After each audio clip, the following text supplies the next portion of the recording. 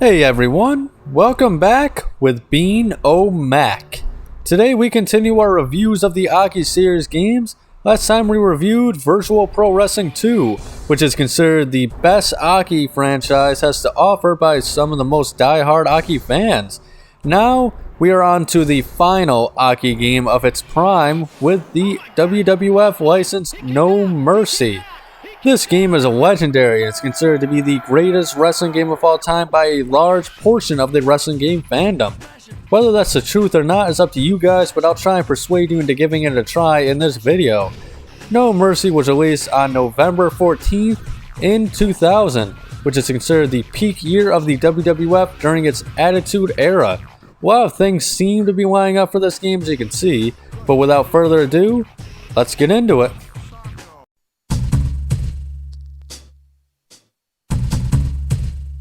As usual, we'll start off with the roster.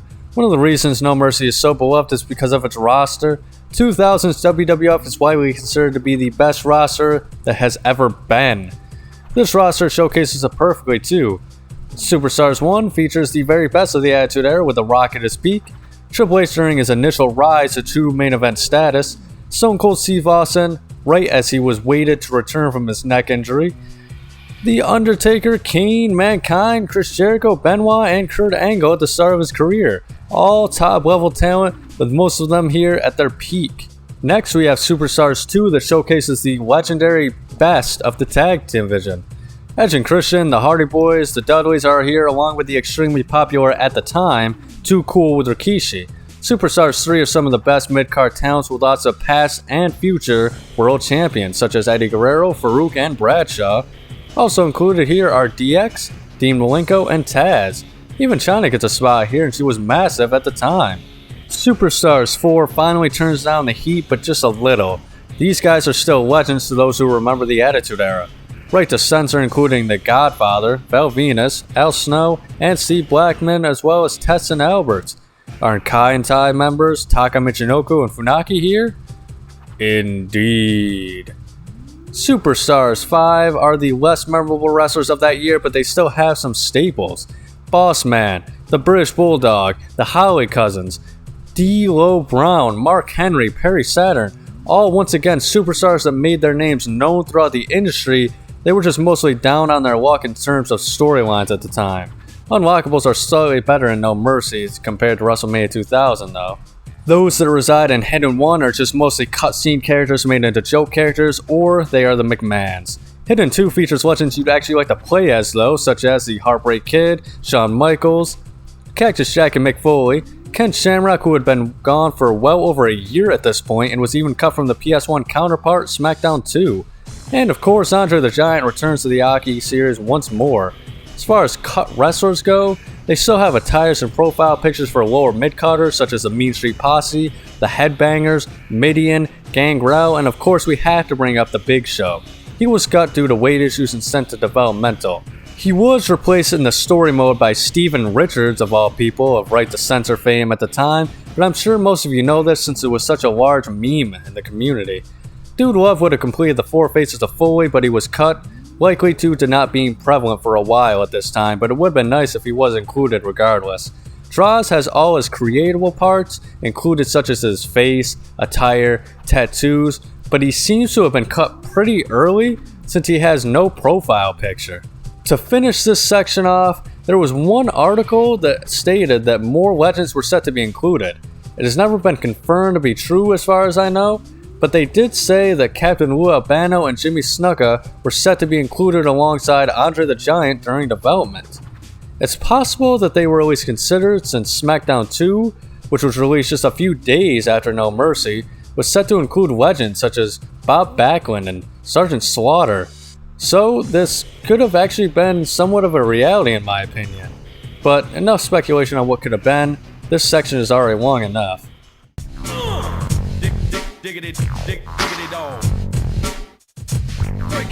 As per usual, the gameplay is still the same fantastic Aki gameplay it's always been. They added running grapples to the mix that were also included in Virtual Pro Wrestling 2 in Japan.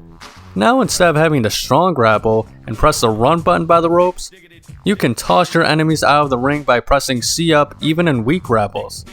The AI uses this much more often now as well. The big feature here is that weapons no longer disappear if dropped. They stay on the ground and you can slam opponents on them. I don't know if it does any more damage, but it does make a cool noise. The weapon variety is much bigger too. Also, one of the most memorable features is now you can go backstage during almost any match. Just throw your enemy up the ramp or through a door and you can check out a plethora of areas that includes the hallway,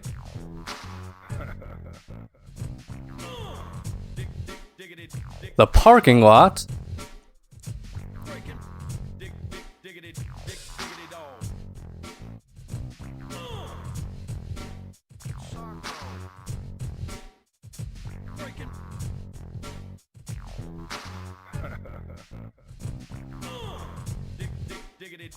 the sports bar,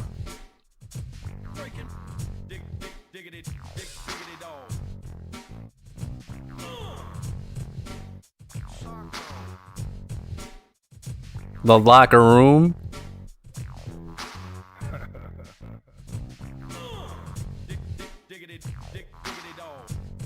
and finally the boiler room.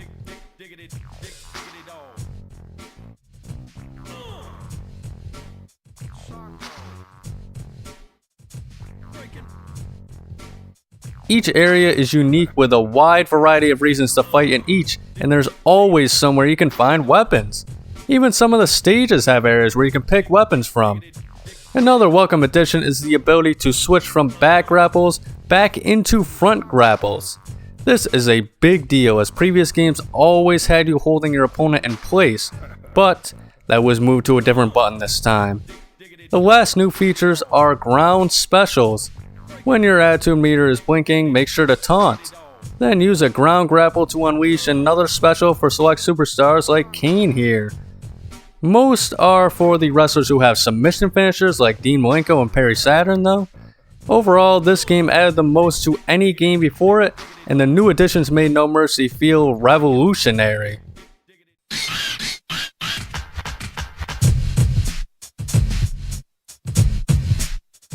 I'll try and make this quick, as when I was making it I realized there was too much to go over in one video, so someday I'll probably make a separate video about the atmosphere of this game later on.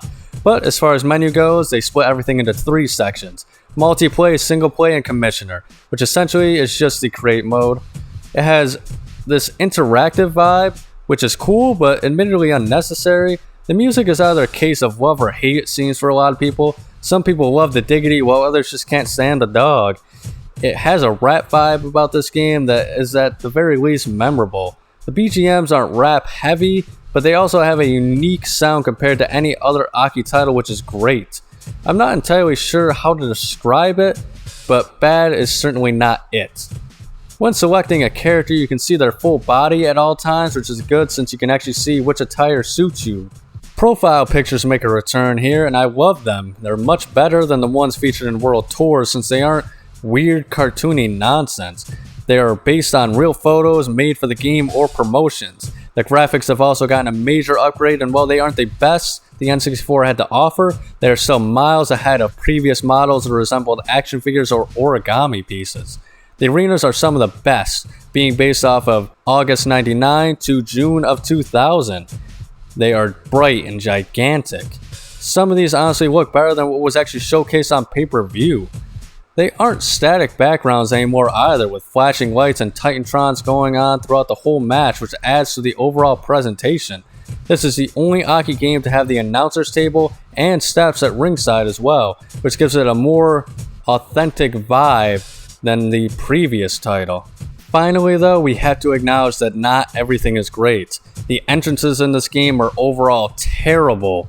You can still have a manager accompany you to the ring, but no more tag team entrances. Also, the Titantrons never play on the big screens anymore, and worst of all, entrances are now cut in half. You walk down the ramp and that is it. It sucks because they still have like cool pyro and lighting, and even have the effects before the Titantrons start with dynamic camera angles, but most entrances are just meaningless. Most of them are just a straight walk because a lot of entrances really started in the ring. Stone Cold doesn't go corner to corner. Triple H never spits out his water. The Rock doesn't stand on the top rope. Taker doesn't have his motorcycle, and it really does drag down the overall experience in a way. It seems they just didn't have the space, however, as animation still exists for in-ring taunts, but I'd say this is the missing feature that many can argue takes the definitive title away from No Mercy being crowned the king of wrestling games. Although if you skip entrances anyway, this doesn't affect you, but let me know how y'all feel about this down below.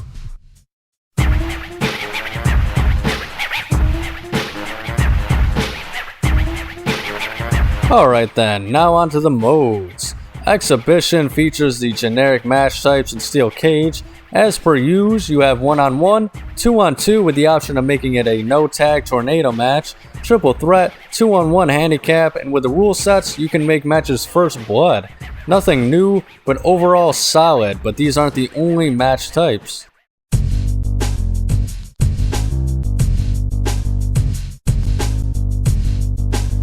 First special match is the classic Royal Rumble. For some reason you can't do 30, which is super lame since they actually do have 30-man Royal Rumbles in certain chapters of Championship mode. Team Battle is back with the max being 40. You can have pin, submission, knockout, or ring out on. No new ground here though.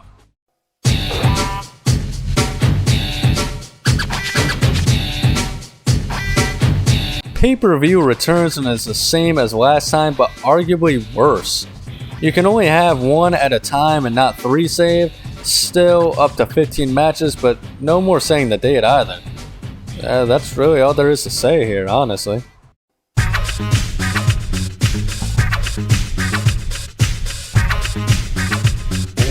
Tournament returns, but with new options. Cage match and ladder match options are now selectable.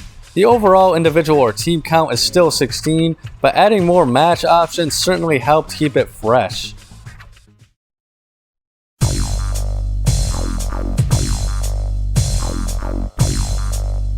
The newly added guest referee match is a very cool addition.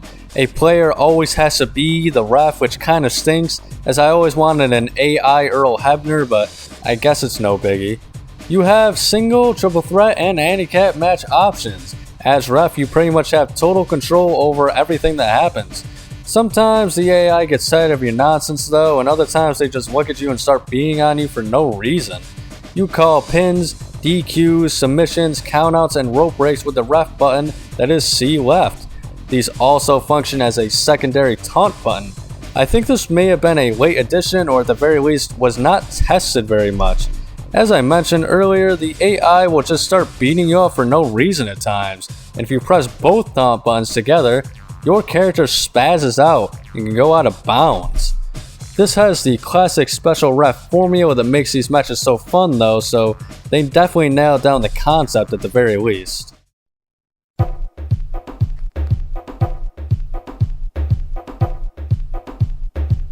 Probably the most hyped match at the time in the WWF, the ladder match. Unlike cage match, you have 1-on-1, tag team, handicap, and triple threat options, so there is plenty of variety here. It functions similar to the cage match where once you stop the ladder, climb it. Get to the top, and once there you need to mash the A and B buttons quickly to grab the briefcase or belt before your opponent intervenes. It's fast paced, and the ladder is a fun weapon that you can also use to dive off of. A great time all around.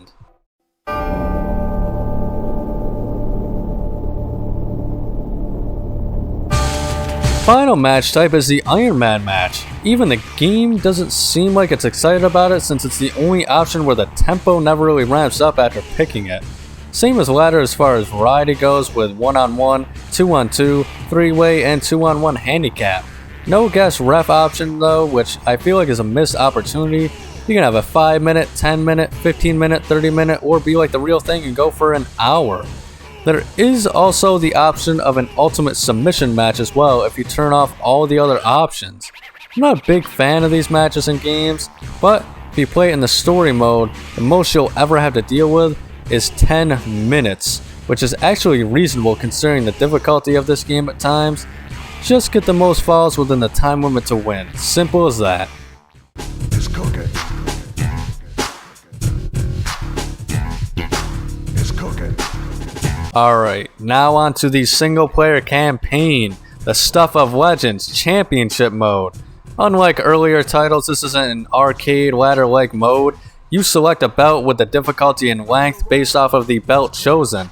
For example, the world title is the most difficult and has 10 chapters, while the women's is always easy and only goes up to 5. Once you complete the path once, you unlock the belt for free play. There are no more custom belts anymore, sadly. If you have a belt up for grabs in pay-per-view or King of the Ring, then you can also not play that path in Championship. Once a belt is selected, each one has multiple story paths to change depending on your actions the previous match. For example, winning, losing, winning within a time limit, completing certain tasks, and so on. The game tracks the paths you've taken for each title, but it isn't perfect. If they labeled the squares with the condition that was met, then maybe that would be cool, but I guess it's better than nothing. There's also defending paths, so depending on the belt there are a lot of chapters to complete for 100%. Each time you win a belt, the next path gets harder and harder no matter what difficulty you choose, which honestly stinks. Like, why give the option of it if it doesn't really matter all that much? This mode was revolutionary for the time, but in my opinion is kind of a tad bit overhyped nowadays. Still a blast to play through, but unless you play the WWF Championship, the cutscenes and story are minimal.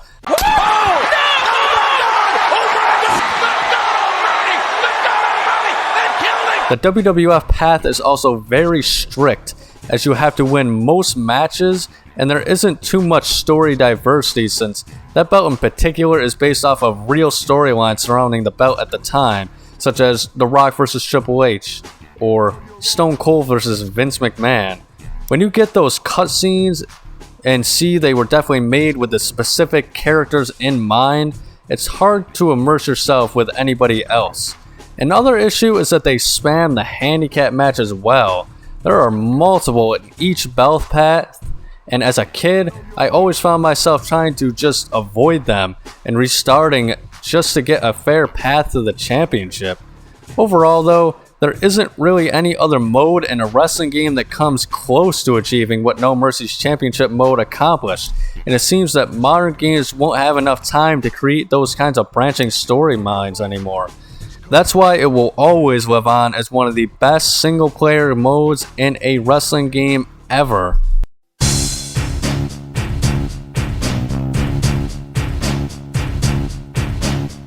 This is a Gauntlet mode where it is a massive battle royal with ring out, pin, TKO, and submission enabled. Choose anyone and try and survive until all 100 opponents have been eliminated. You can unlock most of the wrestlers in this game mode. In the early 20s, someone like Kane or Pat Patterson come out and you need to eliminate them to unlock them. More valuable wrestlers come out later. For example, Shawn Michaels will come out around the 80s or 90s entries. Andre the Giant is always last if you've yet to unlock him, which is pretty cool. Eliminating all 100 gets you a $1 million bonus, but good luck as it's near impossible. The AI also gets tougher as the match comes to a close, so it really is a massive challenge. It's the best way to earn large amounts of money, but it's at least an hour for even the most professional of players, and that's if you make it to the end. Not my favorite mode, but once again, its memory is forever planted in my cranium.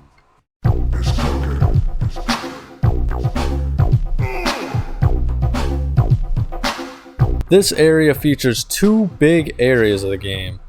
First, this is the edit mode that allows you to edit pre-existing names and attires or create or clone completely new characters with the max being 18. Not bad for the time, honestly. The create options are massive in this game. Classic outfits from the past, attires from Japanese wrestlers, generic clothing, unused clothing options, and even attires and faces from cancelled characters including Akiman himself. Not as many moves as Virtual Pro Wrestling 2, but certainly more in the attire options. No Mercy is remembered for having one of the best creative wrestler options, and for good reason.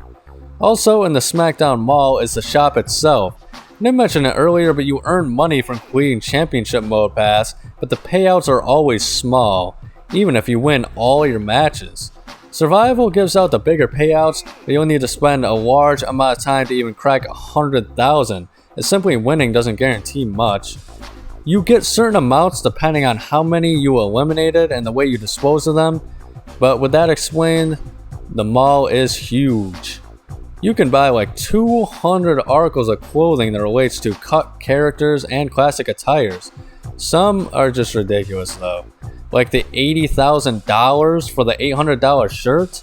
They were clearly just being trolls here. Then again, maybe Rick Harrison set the prices.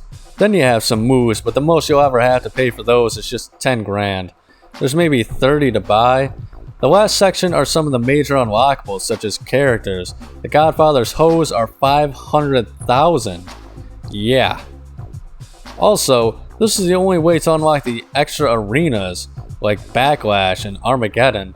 20,000 is a lot, but it's reasonable for something like this. Finally, we have weapons and entrance props. It's lame you have to, but you have to buy China's bazooka and Godfather's cane, but at least they're cheap. What isn't cheap though is Steve's can, The Rock's book, and the foam weapons.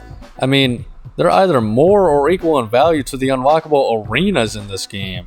The prices are bogus, and honestly the shop is one of the most poorly executed parts of No Mercy in my opinion. If you want to 100% No Mercy, you will have to grind for a long time. Like I said, you can get that $1 million bonus for eliminating all 100 enemies in survival, but that requires you not only to take out the competition, but keep an eye out so no one is eliminated without your consent. This is a lot harder than it sounds, as ring outs can happen at a moment's notice, and instead of having this $1 million bonus, they could have just, set reasonable pricing. Not a bad concept, but overall poorly designed. And future game shots would be much more fun to grind for in my opinion, such as Smackdown vs. Raw 2006 and 7.